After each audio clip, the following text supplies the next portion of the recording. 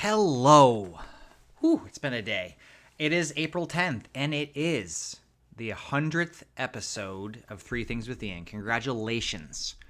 For those brave souls who have been with me since the beginning, I thank you. I give you all the praise and applause that you have earned. And for those that are just joining me, picked a great milestone episode to jump on the bandwagon.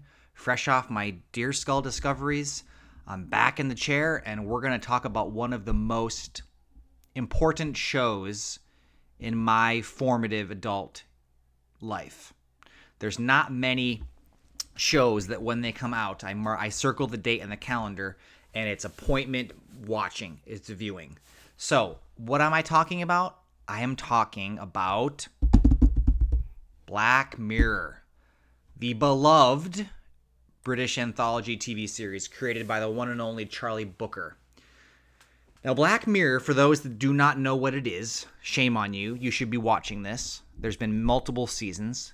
It's not for everybody, but I would like it to be because it's just that good. So this is an anthology series, which means every episode is kind of a standalone. There are some interesting tie-ins. This explores, it's sort of sci-fi, but it's really explores technology. It's near-future dystopian utilizations of technology in human lives. It's speculative fiction. It always takes place just like 5 minutes into the future, 5 months into the future, just little beyond what we're currently able to do, right? So it feels very contemporary. It feels very 2030, 2035. It's been Charlie Brooker said his inspiration came from the Twilight Zone, and it uses the themes of technology and media to comment on contemporary social issues. So yes, it is that kind of show. It is not The Office. It is not Grey's Anatomy. It is Black Mirror. It is dark. It is gloomy, but it is phenomenal. Charlie Brooker writes almost everything. He writes almost everything himself, and I'll get to his writing process in a little bit. There are 33 episodes over 7 seasons, so this is not going to be one of those shows that you have 105 episodes to watch. It's not Frasier, all right? It's not Friends. There was an interactive film called Black Mirror Bandersnatch. We'll talk about that later. Essentially, most episodes run the 42 to 58 minute range. It's a BBC product, so it aired on Channel 4 over there across the pond. You can get, I think, everything on Netflix at this point. He signed a deal with Netflix exclusively, and the 7th season has been released today. I will hopefully get a chance to watch it. I am not alone in considering Black Mirror to be one of the most important shows of the 2010s. There's been some criticism of it being maybe a little formulaic, a little bit too big on morality themes, and kind of citing some declining quality. Not every episode is as good as the one that previously went before it, but man, there are some absolute bangers in here. Black Mirror, along with American Horror Story and Inside Number 9, are really been largely credited with reviving the anthology television format, and a number of episodes have been deemed prescient by the media. Oh, the media. Thank goodness for the media. All right, so Black Mirror returns today, season 7.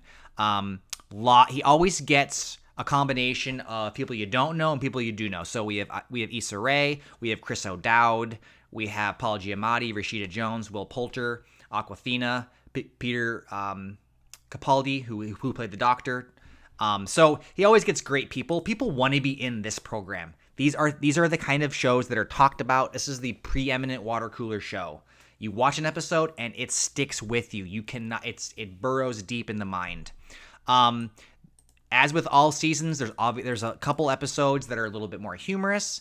Some are more heart-wrenching, and some play off, actually. Bandersnatch and USS Callister we're kind of returning to those episodes, to those plot points. But before you dive in, I have read a ton of warnings that say do not start with common people. Because it's an anthology series, it's kind of a choose-your-own adventure, sometimes literally with Bandersnatch. Or pick your poison. So you can play any episode. I've heard a lot of people say specifically, though, this season, do not start with common people. So you heard it first. Don't do that episode first.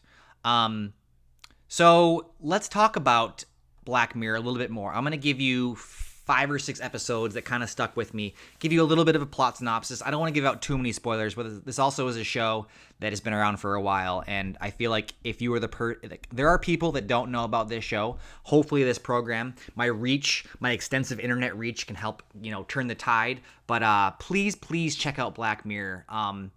It is unique and different and exciting, and it will change the way you think about the world, especially technology.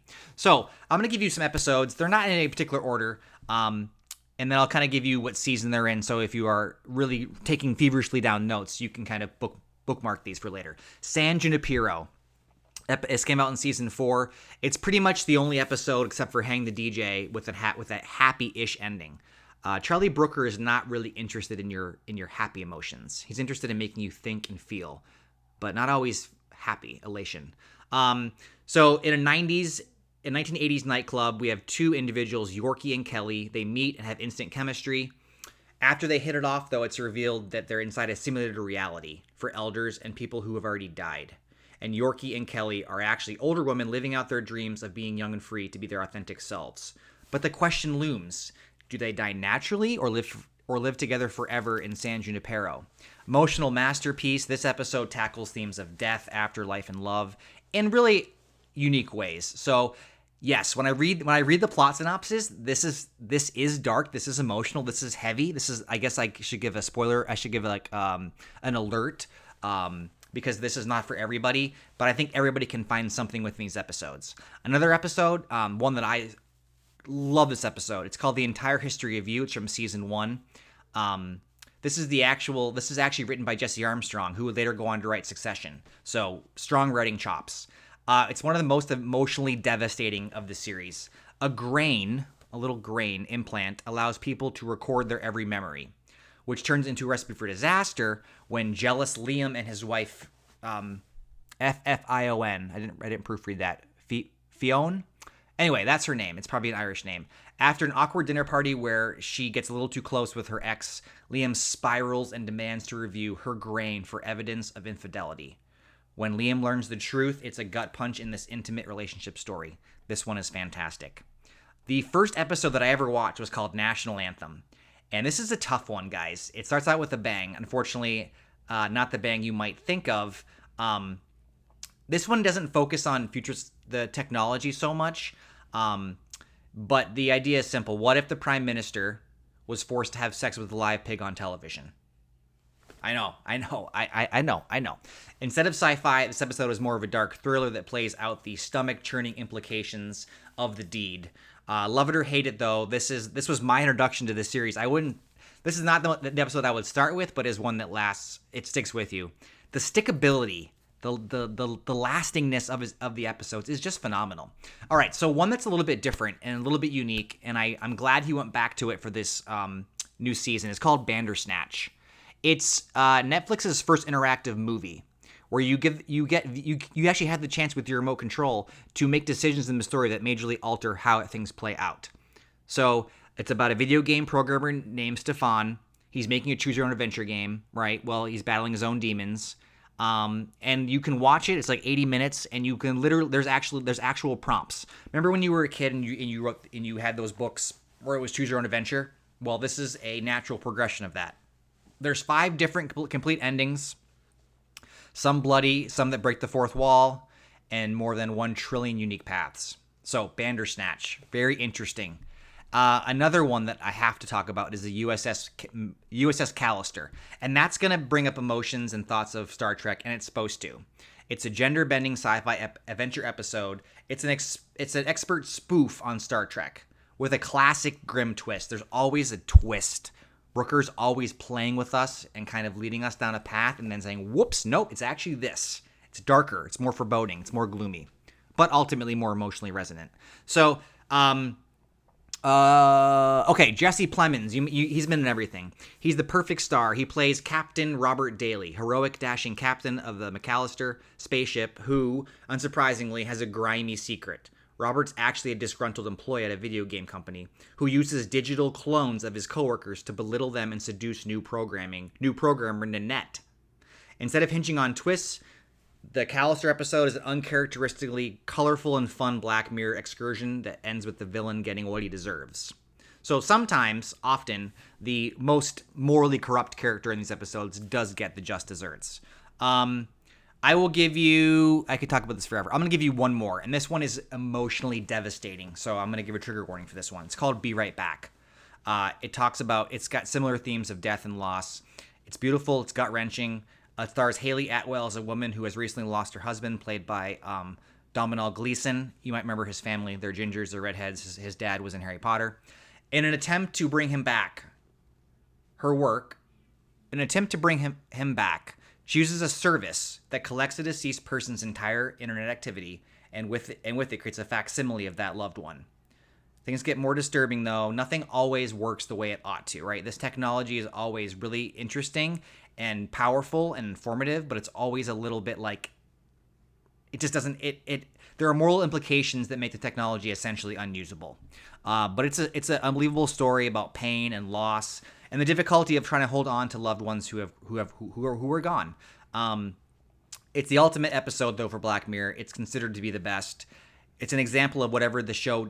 that is what the show does best. It plays with your emotions. It's gut-wrenching, but it's satisfying in that it comes full circle, and it shows us that technology can be a beautiful thing, but it often is wielded in a very... not inappropriate per se, but in a way that makes things unsettled, and the resolution that we're seeking is not going to be found within the walls of the technology. Anyway, I could talk about Black Mirror forever. I'm going to stop. So anyway, let's just spend a little bit. Let's do a little inward soul searching, a little bit navel gazing. We're on episode 100 of this program. I've had a lot of fun. It's really interesting during the course of the day. My writing process is I have a couple go-to websites. I just kind of get onto the webs and I find out interesting things. I do a little research. I put some notes up. I have a Google Keep document. I just keep pumping. The world is so full of interesting things. It kind of there's this quote that I think about constantly. If you're bored, you're boring, right? There's so much interesting things, whether it's social media, whether it's just media in general, movies and sports and books. We're surrounded, and just life in general.